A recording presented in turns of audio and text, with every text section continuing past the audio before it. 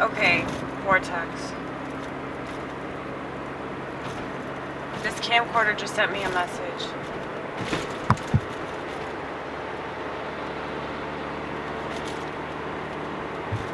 And I'm not sure what it meant. Because I don't understand messages from technical objects.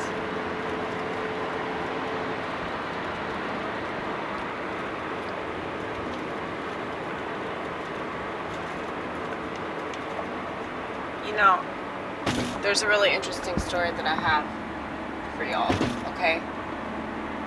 This is a true story. Now, shit like this happens to me all the time because I'm a really interesting person. So naturally, interesting things tend to happen to me. So,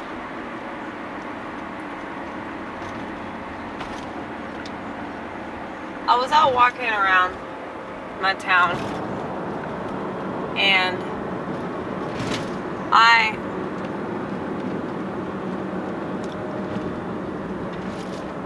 tend to find stuff on my path no matter where I am or what time it is.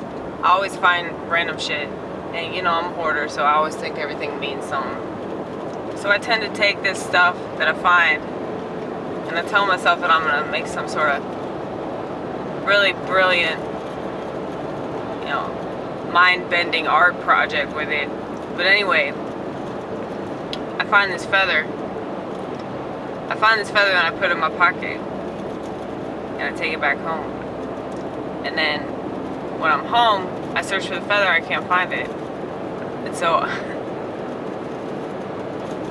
convincing myself not to have a panic attack, I walked back where I was trying to find this feather.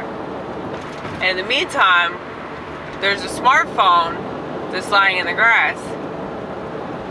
Now, y'all know I'm a luddite. We don't have a smartphone. We hate that technology. But, you know, this is somebody's phone. As much as I want to break it, I know that's not the right thing to do. So, there are these two dudes that are approaching from the opposite direction. They're walking my way. And, you know, I asked them what I should do. Because, you know, I don't know how to operate a smartphone because I don't use that technology. And they are just so fucking flabbergasted. And they say, and these dudes are like 16. And they're like, man, that's the coolest thing I've ever heard. Somebody not having a smartphone. But anyway, we figure out how to call this person's dad. So I guess I'm assuming this kid's parents are divorced, because when his dad picked up the phone, he said, oh, well, he's coming home from school, and so his mom can come pick up the phone. So there's a lot that you can gather that you didn't think you would have the opportunity to gather about a person and their life. But anyway, yeah, so this kid, how old is he? Like 10? He's 10 years old or some shit. He's got a fucking smartphone. That's crazy. I'm 36 years old and I still don't have a smartphone, but that is by choice. I am very, very unconventional. And I hate technology. I hate technical progress because it tends to be juxtaposed with social progress, and social progress is always bad. So naturally, technical progress would be used to dumb down the masses to accept the social progress. It doesn't make a lick of sense. Anyway, in spite of my feelings towards smartphone technology, I still, you know, I helped retrieve, is that the correct word? I helped retrieve a lost object that I fucking hate and think is destroying the universe. But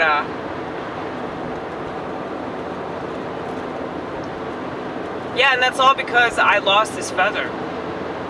I lost this feather. Okay, so I found 2 more feathers on the way back. And then when I came back home, I found the feather. Isn't that weird? Oh, and I also found a quarter. In the midst of like helping somebody find something that they lost.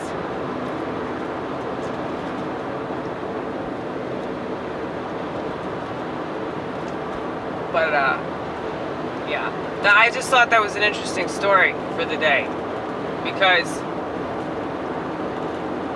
yeah, and I also got to inspire these 2 teenagers, you know, by not having a phone like everybody else has a phone. I mean, I still have a flip phone, but it doesn't do as many fancy ass things as y'all's phone. I mean, I'm guessing y'all don't have a flip phone. And that's not me trying to be mean, or like, I really don't want to be ugly about anything, just because it's not the right way to be. Did you see that? It looked like those people were waving at me, but I'm not sure. I don't want to be narcissistic. Maybe, I don't know if they noticed that I was filming. I don't know, man.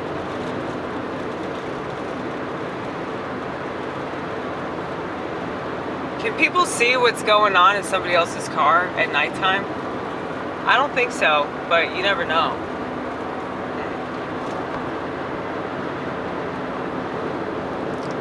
Well, anyway. I get distracted, you know, I see random stuff on the road. People act crazy in their cars. They really do.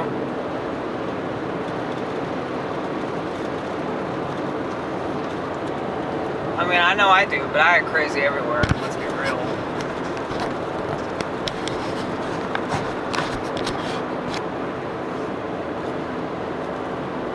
I don't know how to not act crazy. I mean, it's just the way I'm wired, man.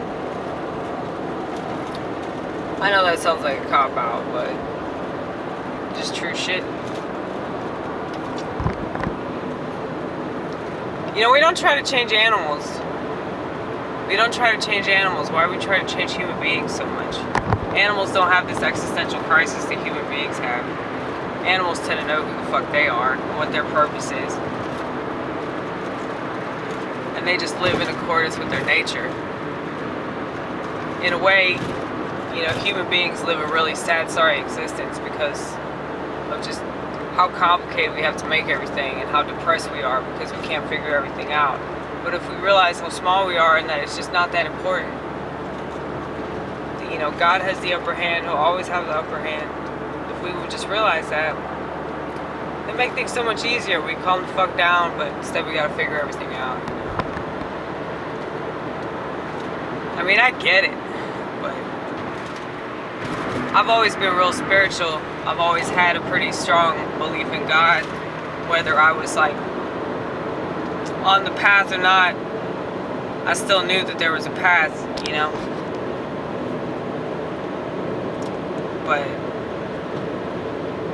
I feel sorry for people that don't realize that that's the answer, or they just laugh at it and they think it's dumb, or that it's not for them, or whatever, you know. You pray for them.